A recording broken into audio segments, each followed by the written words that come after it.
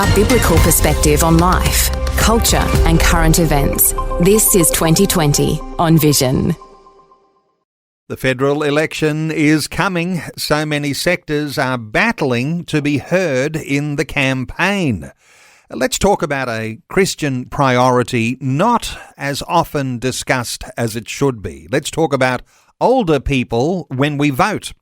Australian aged care is funded by the federal government and government priorities are important.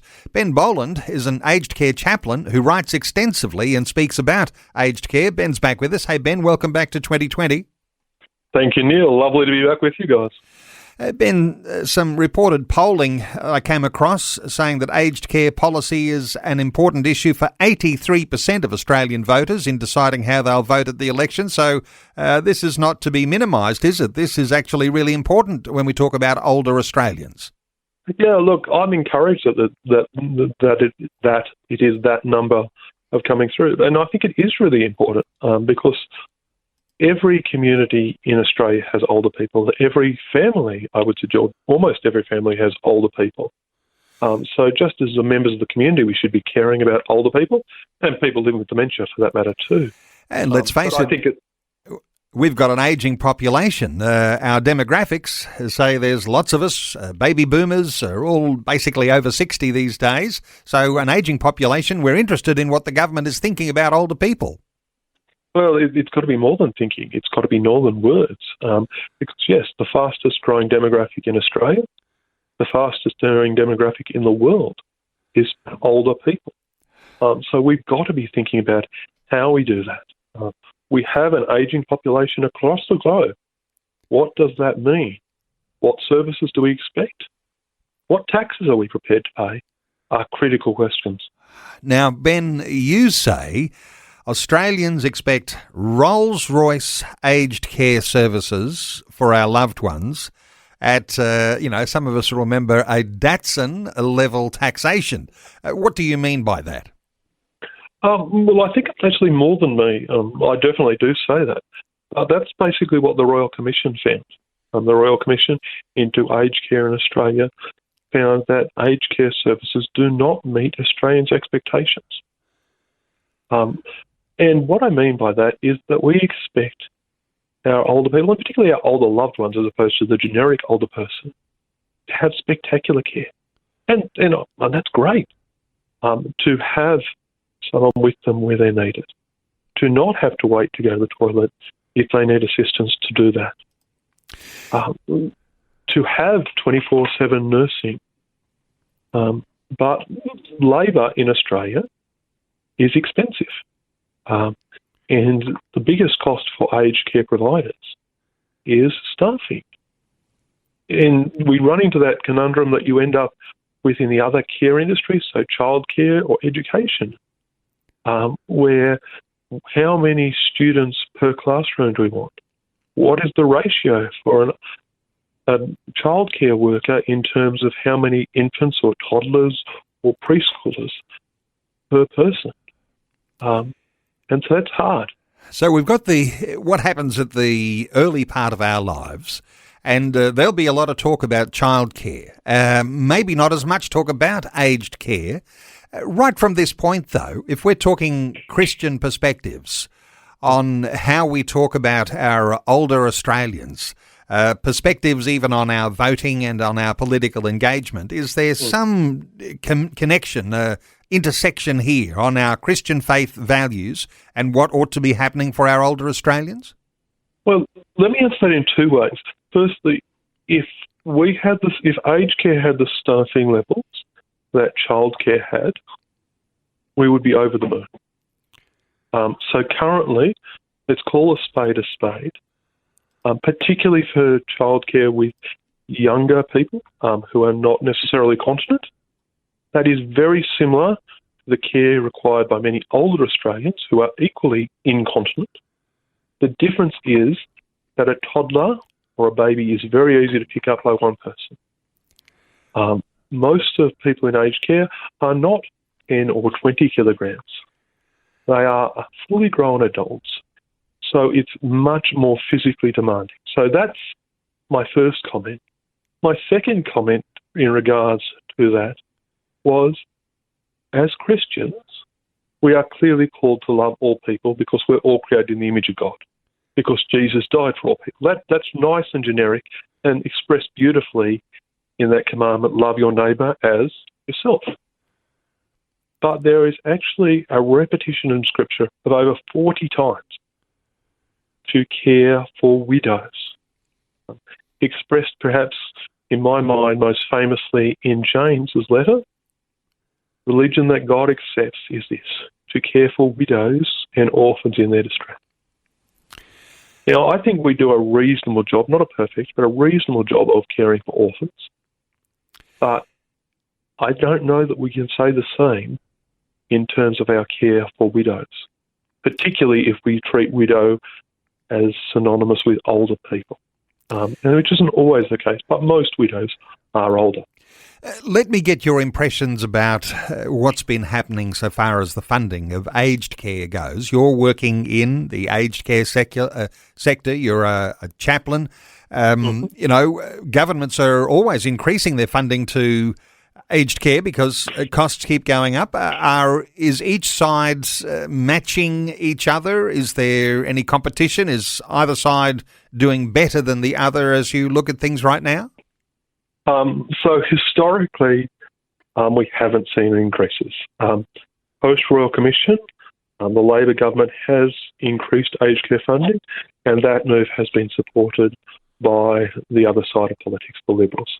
I'm aware, a historical anecdote, so about 10 years ago I was at a major dementia conference in Sydney, and we had the aged care minister stand up. Now, I can't even remember whether they were red or blue, Labor or Liberal, but they got up, it was a woman, and she said, our aged care budget has blown out, so we've had to cut what we spend, but that's okay because the opposition did it before us. So both parties, or both major parties, have not been great at funding aged care. But before, and there's a temptation for us to say, the politicians, they get it wrong. And yeah, they do sometimes. But the bigger issue, to my mind at least, is us as voters. Everybody wants a tax break. Everybody wants cost of living response. Everybody wants old people to be cared for, but you can't have lower taxes and more expenditure. That doesn't work. Oh, let's talk about the biggest cost in aged care. You said it's the staff.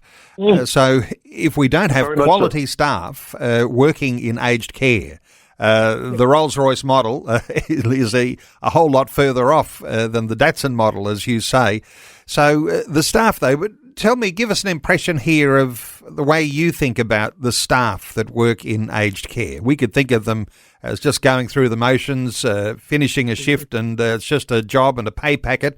I've heard there's differences between, who's running the aged care facility, and oftentimes Christian aged care gets the tick of approval because there's a certain compassion and perhaps a Christian view that's applied to care. How do you see the staff working in aged care? Again, a multi-part answer. The first part, and this is true right across the Australian aged care industry, is that most aged care providers today are non-for-profit. And most of the non-for-profit providers in Australia are church-run or Christian, at least in heritage. So that's something we can be commended for. But equally, most of the people working in aged care, service managers, nurses, carers, cleaners, kitchen, are not Christians. And that is true in both the for-profits and for the Christian providers. So there is a real question, or particularly for Christian providers, about how can you provide Christian aged care when largely Christians don't want to work in aged care. So that's problematic point one. In terms of funding, up until the Royal Commission and the fallout from that, people earned more money packing shelves at the supermarket than they did working as a carer in aged care. So we need to be on the lookout for those party policies in the lead up to the federal election. If you're interested in aged care, as 83% of Australian voters say they are, then you want to see some increase in the capacity to look after the workers. And I imagine, and at the risk of, I'm not putting anyone down, but looking for the high quality workers that will work in the sector and provide the sort of care that's going to be appropriate for our ageing Australians.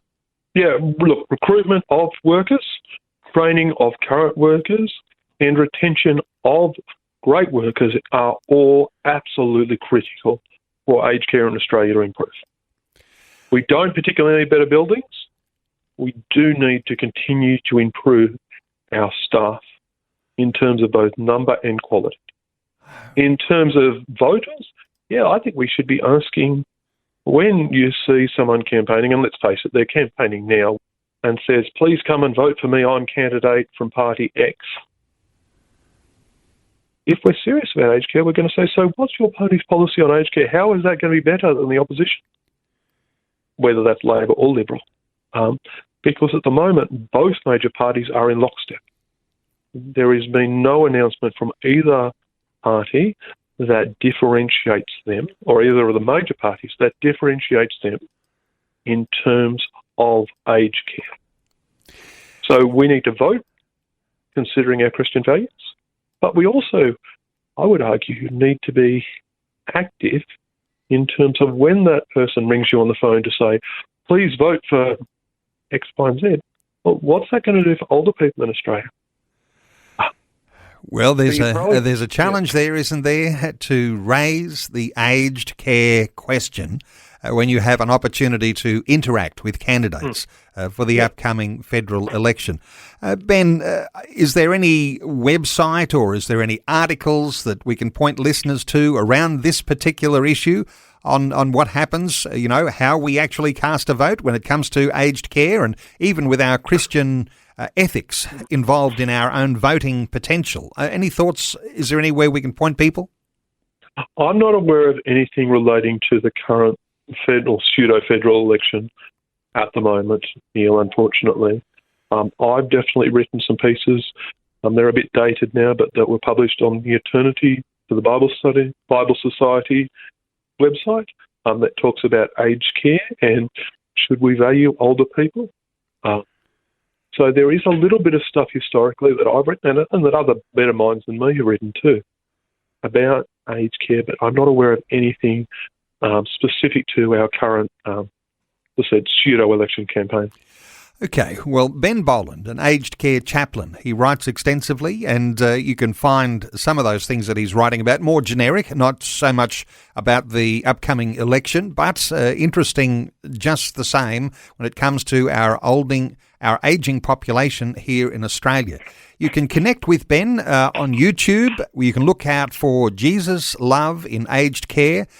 You can follow him and connect with him on LinkedIn. Look for Ben Boland, Boland. He's co-written the Jesus Loves Me book, available through Hammond Care and the Bible Society.